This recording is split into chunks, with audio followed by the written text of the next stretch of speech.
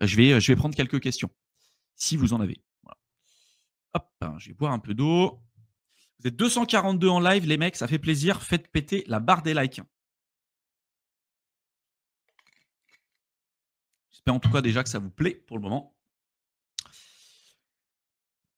Alors, je reviens un peu au début, les gars. Hop.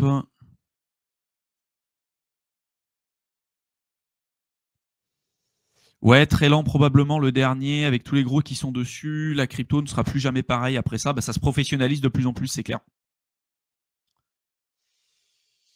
Un changement énorme arrive, pas dans le bon sens. Bon, écoutez, on va en parler. N'hésitez pas à me donner vos scénarios hein, et de ne pas juste dire moi, je pense que ça va baisser. En fait, si c'est basé sur rien et juste sur un feeling personnel, ça ne sert à rien. Moi, j'essaie de me baser sur des datas, vraiment des données. Je vais vous présenter ça. Voilà. Donc, n'hésitez pas à partager aussi votre point de vue, les mecs, pour, pour échanger et puis pour voir un petit peu les différents scénarios que vous envisagez. C'est toujours intéressant d'avoir d'autres perspectives. Henrik, salut, je sens une grosse baisse avec la fausse news. Attends, je comprends pas trop. Je sens une grosse baisse, des fausses news, il y aurait aucune baisse des taux, Trump perdra, il le sait. Alors ça, c'est vrai que si c'est le scénario, c'est-à-dire qu'imaginez ce soir, on n'a pas de baisse de taux, là, ça pique. Là, à mon avis, ça va piquer sévère. Donc tout à fait possible, ça aussi, même si pour moi, le scénario le plus probable, là, c'est qu'on ait au moins 0,25 points de baisse. Voilà. Après, je pense que c'est quand même plutôt bien pricé. C'est pas quelque chose de nouveau, vu qu'il y a 96% de probabilité à ce qu'il y ait une baisse. Je pense que la plupart des gens ont déjà pricé cette news. Je vois pas en quoi ça serait quelque chose de nouveau. Par contre, si on a 0,50, là, c'est pas pricé. En tout cas, pas suffisamment pour moi. Et donc là, ça peut avoir un effet. Mais c'est sûr que sur le court terme, il y a un peu tout qui peut se passer. Là, c'est un peu pile ou face, quoi. Liquidation, hitmap pour ETH, Kata. Bah là, en fait, ouais, il y a aussi la possibilité d'aller chercher, parce qu'il y a beaucoup de personnes qui étaient longues pile au moment, je ne sais pas si vous vous souvenez, au moment où on a breaké la TH rapidement avec une mèche sur l'Ether, tout le monde s'est mis long à ce moment-là. Ensuite, il y a eu tous les market makers qui sont allés liquider les longues pour aller chercher leur stop loss. Et ensuite, au moment où ça a été ça, c'est reparti à la hausse pour aller chercher les shorts. Parce qu'à partir de ce moment-là, il y en a beaucoup qui ont lancé des shorts et paf, ils sont repartis à la hausse. Donc là, c'est tout à fait possible aussi. Hein. Tous ceux qui sont longues, pile au moment où s'il y a une bonne news et tout, vous allez voir pile au niveau de la TH. À mon avis, il y en a beaucoup qui vont relancer des longues sous effet de levier. C'est pas impossible qu'on ait des faux signaux, hein, qu'on ait un faux breakout, aller rechercher à la baisse pour ensuite aller repartir à la hausse. Donc vraiment, faites attention aux effets de levier. Et d'ailleurs, il y a beaucoup d'Ether aujourd'hui qui sont en short. Je ne sais plus à quel niveau c'était la dernière fois que j'avais regardé, mais à partir de 5000 balles, il y a énormément de liquidation aussi. Hein. Donc, on peut avoir un short squeeze et avoir encore du fuel qui se rajoute sur la tendance haussière sous-jacente. Al, oui, j'espère un retracement ce soir pour renforcer le bac. Si ça pump, les ordres sont déjà placés depuis un moment et il suffira d'être patient. Ouais. Et prêt à toutes les éventualités. Carrément. Carrément. Je sens un gros sell de news pour moi ce soir. Moi, je le sens aussi. Franchement, j'ai plus un billet baissier là sur le court terme. Mais bon, parce que tellement tout le monde attend la partie baisse d'auto et tout, une baisse, elle est évidemment à envisager. Surtout qu'en plus, on est sur le mois de septembre. Bon, historiquement, le mois de septembre, c'est de la grosse merde. Voilà, ça resterait en lien. Après, on peut très bien se dire aussi, tout le monde s'attend à une baisse et le sell de news, et au final, ça serait la confirmation que tout le monde attendait, et puis là, ça part dans tous les sens. C'est possible aussi. Mais bon, moi, je m'attends quand même plutôt à avoir une baisse sur le court terme. Quand on peut s'attendre à la fin du quantitative tightening et le début du QE, sur le court terme, c'est compliqué. Hein. Pour l'instant, il n'y a pas de signe avant-coureur de fin par rapport à ça. Et c'est un peu le scénario, vous allez voir, on en reparlera un peu tout à l'heure sur les différents scénarios, mais tout à fait possible qu'on ait pas de baisse de... peut-être encore un assouplissement d'ici la fin de l'année de quantitative tightening, mais pas encore de quantitative easing au niveau de la Fed. Si jamais il n'y a pas ça, faudra être peut-être plus conservateur sur les alts parce que je pense que ça a quand même un rôle. Qu'on le veuille ou non, je pense que ça joue quand même beaucoup sur les performances qu'on pourrait avoir. Et surtout, si on a le quantitative easing qui se met en place pile dans les périodes potentielles et théoriques de bear market, par exemple en 2026, si on reste encore sur les cycles qu'on connaît jusqu'à maintenant, à quoi va ressembler le marché? Est-ce qu'on aurait un bottom plus tôt? et pourquoi pas un left translated cycle, c'est-à-dire un top qui arriverait plus tôt. Je vais vous le présenter là, le scénario que j'ai en tête par rapport à ça. Je vais vous représenter le graphique. Hop, on va prendre le Bitcoin, etc. Voilà. On va se mettre en monthly. Voilà. Imaginez que là, donc on est l'évolution à la hausse. Hop, qu'on ait breaké la TH. Donc là, ça continue. Ça fait comme ça. Paf. Ça fait comme ça. Et puis là, on vient toper. Et ensuite, on part en bear market. Alors, vous fiez pas aux data, c'est-à-dire aux chiffres, hein, d'accord. Je ne sais pas à quel niveau le top va arriver, mais c'est juste pour que vous puissiez comprendre un petit peu ce qui peut se passer. Donc là, on a le top. Et puis potentiellement, en fonction du top, on est sur des corrections entre 60, 70 jusqu'à 80% en bear market. Mais si on a un top et un cycle qui est un peu pourri, on peut avoir des corrections qui peuvent aller, je sais pas, de 40, 50% par exemple, surtout si on a la mise en place du quantitative tightening. Donc imaginez, on a un top sur le Bitcoin sur cette année. On arrive en 2026. On a une correction sur le Bitcoin qui arrive jusqu'à juin, juillet. D'accord? Donc on descend. On descend vers juin, juillet, et on arrive vers, je sais pas, 50, 60 000 balles. Je vais refaire un truc un peu mieux parce que c'est dégueulasse ce que j'ai tracé. Hop, on va peut-être même plus tracer ça, ce sera plus simple. Je vais vous faire un truc comme ça. On continue d'ici la fin de l'année, on atteint par exemple les 160 000 balles, et ensuite, correction, hop, on descend, 2026, alors pas 30 000, c'est quand même abusé, mais admettons qu'on ait une correction un petit peu plus faible parce que le cycle est pas dingue. Imaginez qu'on n'est pas vraiment la période euphorique de fin d'année. Voilà, une correction entre 50 et 60%. Donc, allez, cadre théorique, on va mettre 50 000 balles. 57, 60 000 balles, on s'en fout. Jusqu'à juillet 2026. Et puis là, on met en place le quantitative easing.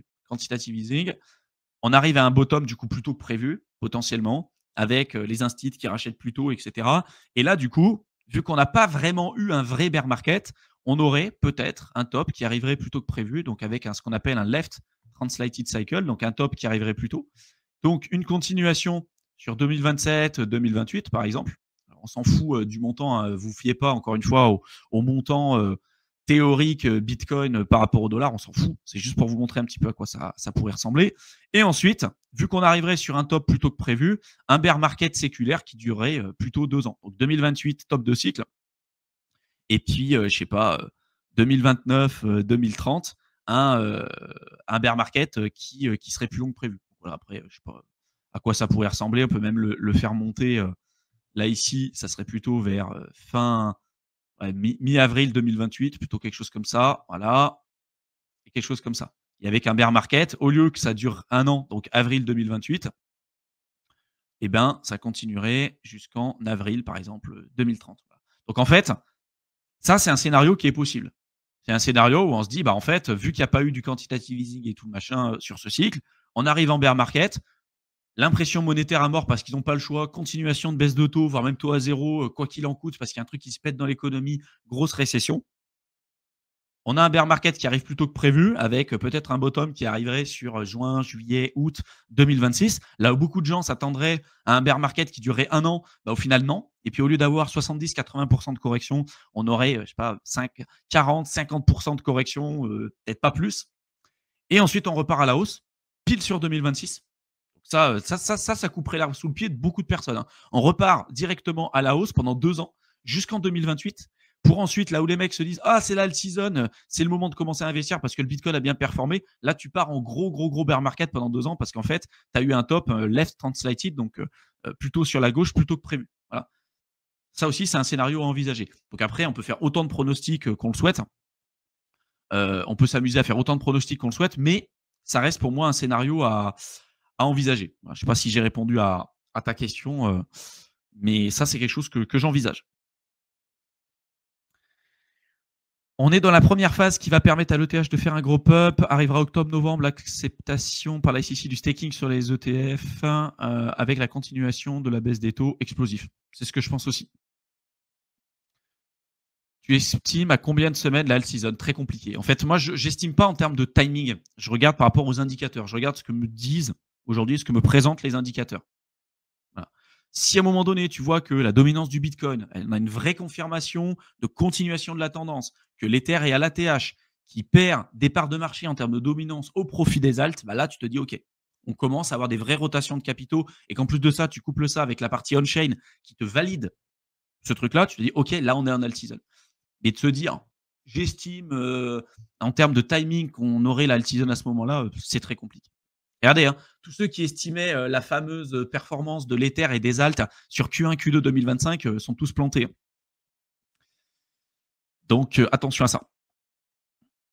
Heu, à partir de quel niveau de dominance le Bitcoin doit-elle nous inquiéter comme indicateur de fin de cycle? Alors je vais regarder, je vais partager mon écran.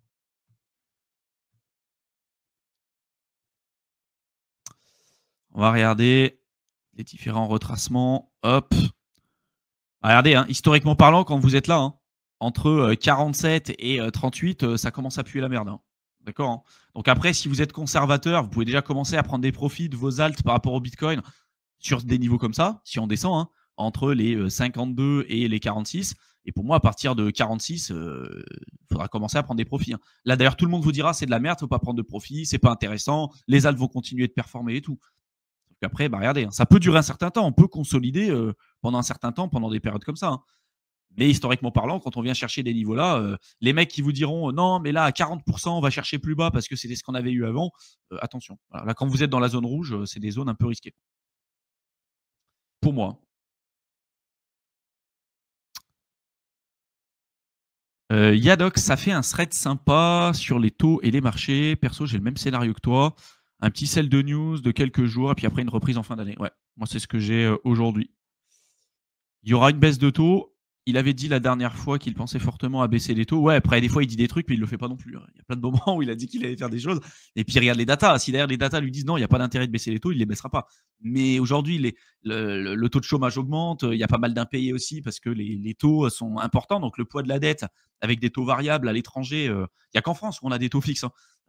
C'est une particularité de la France. Mais à l'étranger, tu as acheté ta résidence principale et tu as emprunté avec un taux à 0,5% et puis tu passes de 0,5% à 4,5%, ta résidence principale, le poids de la dette, tu as intérêt d'avoir fait attention à tes finances personnelles, hein, parce que ça va piquer, hein. Donc, il y a aussi pas mal de personnes qui galèrent aujourd'hui. Donc ils voient pour baisser peut-être un petit peu les taux et pour assouplir un petit peu ce qui se passe, quoi. Moi, j'ai l'impression que ça pourrait s'étendre en 2026 ou à défaut, toper première semaine de janvier, comme ils savent qu'on connaît les temporalités maintenant, ils veulent probablement niquer ça. Tout à fait possible aussi. Ouais. C'est pour ça qu'en fait, j'aime pas trop le côté temporalité. Parce qu'en fait, pour moi, ça veut. C'est pas que ça veut rien dire, parce qu'en fait, on dit toujours c'est différent et tout, et force est de constater qu'on a quand même une certaine temporalité, mais c'est jamais pareil exactement au stricto sensus, quoi. Vous essayez à chaque fois de cycle en cycle d'essayer de refaire la même chose. Tiens, vous attendiez en 2021 la dernière phase parabolique que vous aviez eue sur 2017, vous vous faisiez éclater. Vous avez eu le double top. Là, sur ce cycle, vous attendiez le double top que vous avez eu sur 2021, vous vous faites éclater. Enfin, vous voyez, en fait, à chaque fois de cycle en cycle, il y a des petites différences qui font que la majorité reste sur le carreau. Donc, ouais, ça m'étonnerait pas. Ça m'étonnerait pas. Et le marché est jamais là où on attend. Ouais, exactement. Donc, c'est pour ça qu'en fait, il faut se dire comment je fais pour gagner à tous les coups. Voilà. Alors, tu vas peut-être pas faire un banger et de miser sur l'unique et le seul scénario qui va fonctionner à 100%, mais d'être capable de te protéger, de te dire ok, ça se passe pas comme prévu, on part en bear market. Là, imaginez, pire des scénarios, c'était le top, bear market, pas de bull run, pas d'alt season, terminé. Est-ce que vous êtes protégé parce que vous avez préparé ce scénario-là? Oui ou non? Quel est le niveau de statistique et de probabilité que vous mettez à ça? Qu'est-ce que vous mettez en place pour vous protéger? À l'inverse, si on part tout de suite en bull run et tout, comment vous faites pour vous protéger, éviter de racheter FOMO des grosses bougies vertes? Voilà. Si jamais ça baisse et qu'après on a une continuation en fin d'année, est-ce que vous avez des liquidités pour rentrer? Ou alors vous vous asseyez sur vos mains et vous vous attendez? Vous voyez? Voilà, ça fait partie des choses qu'il faut prévoir. Et vous allez voir, hein, la plupart des gens vont encore se faire avoir, vont encore racheter quand tout sera à la TH et quand tout sera à des plus hauts sommets. Quand vous allez commencer à voir que les mecs vont partager leur portefeuille sur les réseaux sociaux, sur Twitter, vous allez voir que ça va être pile le moment où on sera sur une dominance qui sera la plus risquée possible pour les alts, là où tout le monde sera riche et tout sur le papier. Vous allez voir. On aura, à mon avis, encore la même chose parce qu'à chaque cycle, c'est la même chose. Et à mon avis, cette fois-ci, ça ne sera pas différent. Ça sera encore pareil. Et ça sera dans des moments comme ça où il va falloir vous rappeler de tout ce que vous avez fait jusqu'à maintenant et surtout que vous soyez prêts. Que vous ayez votre stratégie de sortie, que vous ayez les bons projets en portefeuille, que vous soyez vraiment calé. Mais aujourd'hui, vous devez déjà être calé, quoi. Donc, si c'est vraiment pas prêt, faites attention. Si vous voulez le faire rapidement, vous avez toujours la partie accompagnement qui reste ouverte parce qu'il y a encore des superbes opportunités en ce moment. Quand ça sera plus le cas et quand on sera théoriquement en alt season et tout, vous pourrez plus venir. On fermera les portes. Si vous avez besoin d'échanger aussi avec nous parce que vous savez pas trop ce qu'il y a dedans, vous savez pas si ça vous correspond et tout, vous pouvez toujours réserver un appel avec nous. Vous avez le lien juste en dessous pour pouvoir le faire. N'hésitez pas. Vous avez des créneaux de disponibles. Le lien est dans la description. Je refais une petite cartouche parce que c'est important. Renault, 0,5% pump, 0,25 dump, 0% dump. Donc d'après moi, énorme pourcentage de correction. Ouais, parce que en fait, je suis d'accord aussi avec Renault. Je me dis pourquoi on aura un pump à 0,25. En fait, c'est déjà pricé. Les gens, ils le voient. Donc, mais le dump, en fait, si on est à 0, c'est-à-dire que s'il n'y a pas de baisse de taux, le dump pour moi sera beaucoup plus important parce que la probabilité qu'on ait ça aujourd'hui, c'est attendu à 0%. Donc, si tu as une baisse de 0%, là, le dump pour moi, il sera beaucoup plus important et beaucoup plus significatif que si tu as 0,25 parce que c'était attendu. Voilà. 0,5, là, ça serait le pump. Je suis d'accord. Ouais, franchement, je partage ça. Alexis, un BR, c'est pas que un an, si. Alors, historiquement parlant, ça a été à peu près ça. Après, si tu prends les alts, par exemple, le bear, il a duré plus longtemps que ça quand même. Il y a des alts qui sont en bear depuis 2021, voire même certains depuis 2015, 2016. Quoi. Donc, mais si théoriquement, pour le Bitcoin, c'est 3 années de hausse, 1 année de bear, après, j'ai présenté le scénario de tout à l'heure où ça peut être quelque chose à envisager. Et je pense que plus on va avancer, plus on va avoir des cycles aussi qui vont être amenés à maturer et évoluer. Hein. Déjà parce que les épisodes de halving auront de moins en moins d'importance.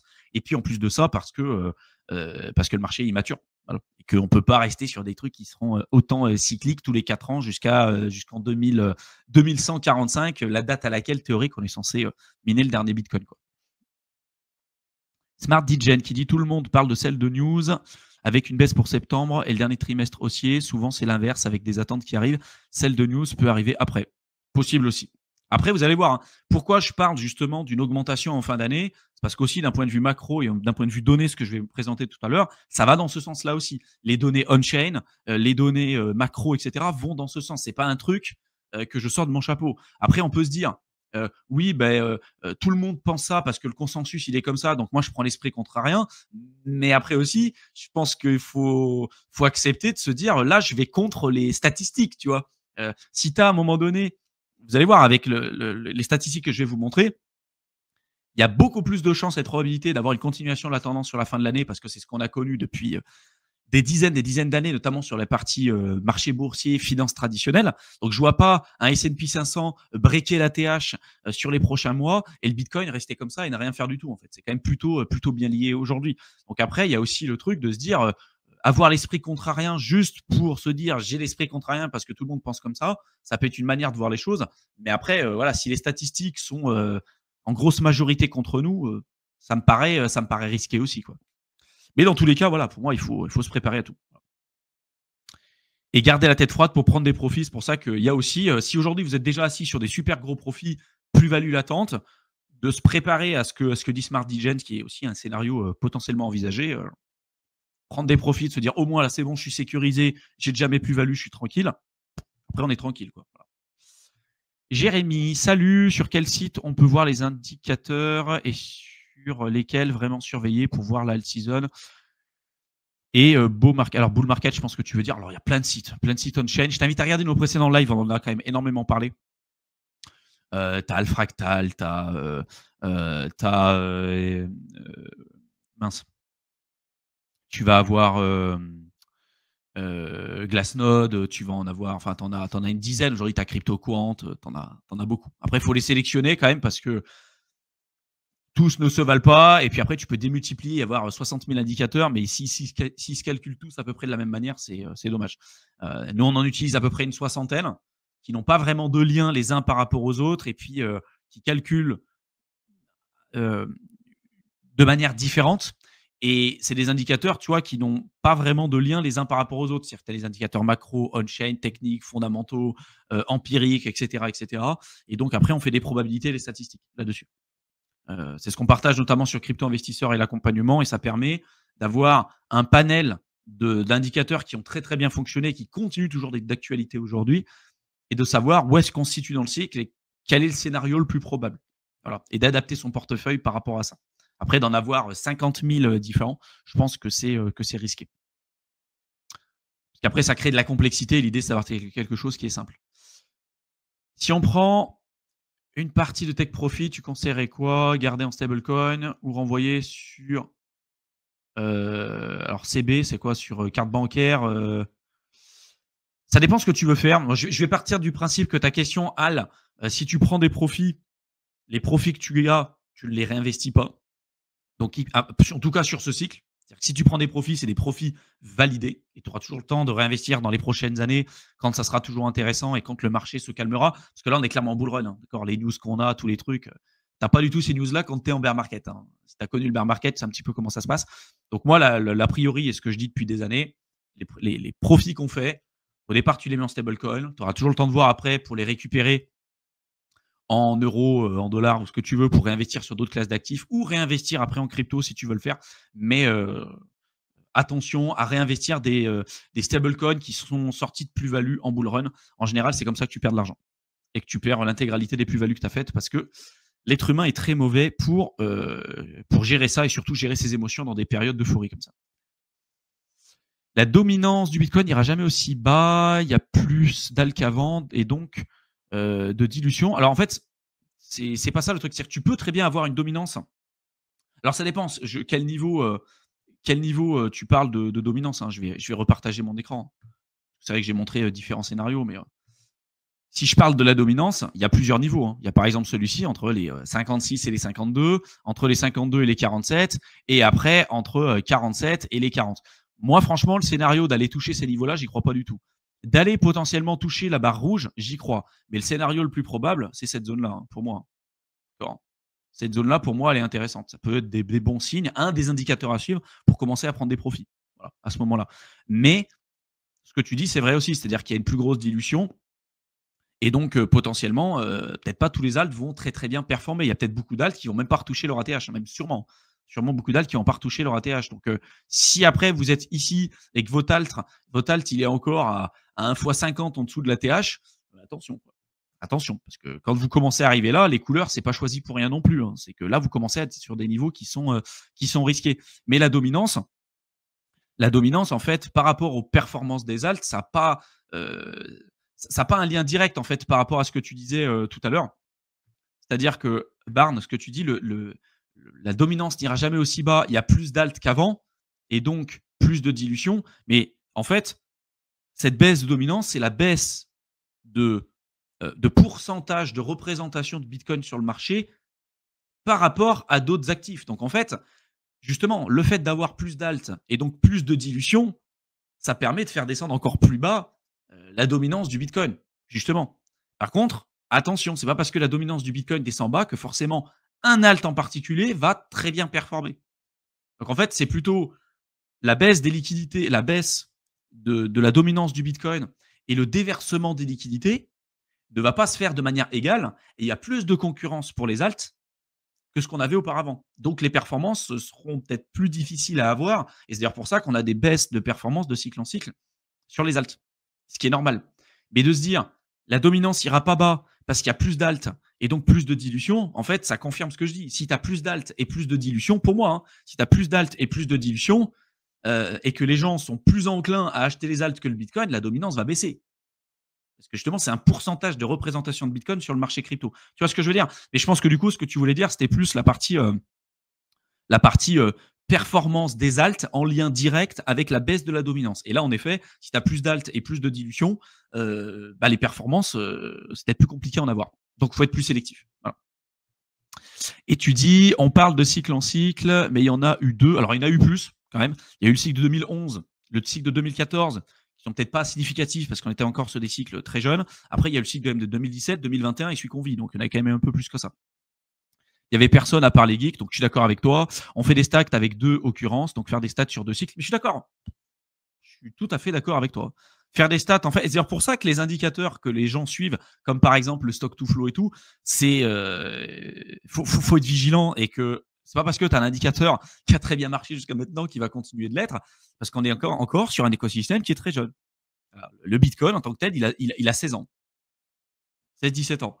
L'Ether, il a encore un cycle de moins, donc il est encore plus jeune. Donc faire des statistiques quand tu as eu que très peu de retours, a priori, c'est compliqué. Surtout que on est dans un modèle où le Bitcoin n'a pas encore connu de vraies périodes compliquées, des grosses périodes de récession, etc. Ça a été lancé après la crise des subprimes de 2008. Hein. Je vais vous repartager un graphique hein, qui pour moi est super important. Je vous l'avais partagé la dernière fois. Hop. Dézoomer. Tac. Voilà. Ça, c'est un graphique que vous verrez très peu sur Internet, mais pour autant qui est quand même super intéressant à comprendre et à appréhender. Là, je vous ai mis le chart entre le S&P 500 par rapport à l'or. On est en général sur des cycles entre 36 et 34 ans. Donc, on va dire en moyenne 35 ans. D'accord. Donc, je vous ai mis ici, là, si je dézoome encore un peu, voilà, je vous ai mis les différentes barres. Donc là, on voit en 1929, pardon, bear market de 10 à 12 ans, donc l'or a surperformé le S&P pendant une période de 10 à 12 ans jusqu'en 1942. Et ensuite, le S&P a surperformé pendant le reste du temps pour arriver à la fin du cycle au bout de 36 ans, donc jusqu'aux années 66. D'accord. Ensuite, période de 34 ans, bear market de 10 à 12 ans, l'or a surperformé le S&P pendant 10 à 12 ans jusqu'aux années 80. Et ensuite, surperformance du S&P pour arriver à cette période de 34 ans, la barre que je vous ai mis ici, jusqu'aux années 99. Et là, qu'est-ce qu'on a connu jusqu'à maintenant? 99 jusqu'en 2009, à peu près 2009-2010, l'or a surperformé le S&P 500. Et comme par hasard, là, 2008, 2009, 2010, on a eu le lancement de Bitcoin, premier prix, etc. Donc en fait, les performances qu'on a sur le Bitcoin, si je remets le graphique, hein, les performances qu'on a sur le Bitcoin depuis le début, est-ce que, d'après vous, on aurait eu les mêmes types de performances si on avait été si ça avait été lancé dans une période comme ça? Absolument pas. Pour moi, absolument pas. Donc en fait, il y a aussi des gros cycles qu'on a à l'intérieur. Et là, on parle vraiment de cycles de plusieurs centaines d'années. Donc pour moi, c'est vraiment très significatif. Et le scénario le plus probable, quand bien même là, il y a des corrections sur le court terme, etc. Pour moi, le scénario le plus probable, c'est qu'on ait une continuation de cette tendance séculaire jusqu'en 2034. Une surperformance globale du S&P par rapport à l'or jusqu'en 2034. Et après, on repart sur des cycles comme ça. Donc peut-être que pour l'instant, le Bitcoin sur le long terme, même s'il y a des corrections et tout, qu'on soit globalement sur une tendance très long terme, comme ce qu'on a là, hein, vraiment, hein, comme ce qu'on a ici en fait, même s'il y a des périodes de baisse, de correction, on s'en fout. Regardez la gueule du graphique, il est quand même assez fou. Qu'on ait une continuation de cette tendance globale jusqu'en 2034 et après peut-être que la tendance s'inversera parce que l'or sera peut-être plus performant ou peut-être qu'on considérera comme étant l'or le Bitcoin cette fois-ci, on verra. Mais c'est là où je suis d'accord aussi avec les remarques qui sont faites, de se dire de commencer à faire des vraies statistiques probantes et sur lesquels on peut se reposer avec des événements historiques comme ce qu'on a connu jusqu'à maintenant, c'est compliqué. Et en même temps, on fait avec ce qu'on peut. Voilà. À partir du moment où tu as 150 années d'historique et que tu as autant de statistiques que ce qu'on a eu ici, bah en fait, tu es sur un actif qui fait du 10% annualisé. Voilà. Ce qui n'est pas le cas de Bitcoin, donc ce qui représente aussi l'opportunité. Et le marché crypto. Voilà, hein. Le jour où tu as tous les cycles, tu as connu tous les événements économiques, tu as connu toutes les périodes, etc., bah ok, voilà, t'as plus de surprise, tu sais à peu près comment ça se passe, il n'y a pas de problème, mais du coup, tu restes sur des performances de 5 à 6% annualisées. Voilà. Et aujourd'hui, c'est pas le cas, donc c'est ce qui représente aussi l'opportunité. Voilà un petit peu ce que je voulais vous présenter, les gars.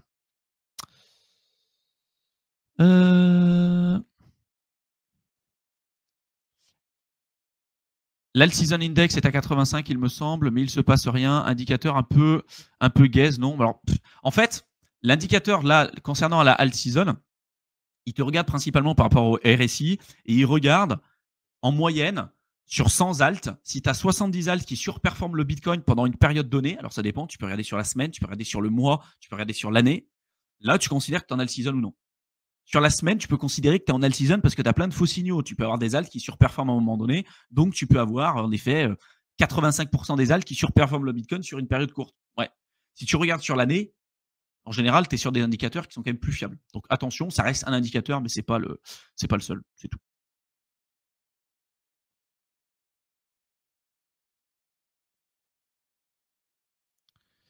Johan, tu as vu l'euro face au dollar, là, il y a quand même un risque que le dollar tombe et historiquement parlant, un dollar faible égale pump sur les risques on. Ouais, en effet. Bah, de toute façon, si tu dénomines tes actifs par rapport au dollar, évidemment, hein, si le dollar perd de la valeur, les autres actifs par rapport à ce dollar-là vont prendre de la valeur. Mais en fait, c'est même pas qu'ils prennent vraiment de la valeur, c'est que le dollar perd du pouvoir d'achat, en fait, c'est tout.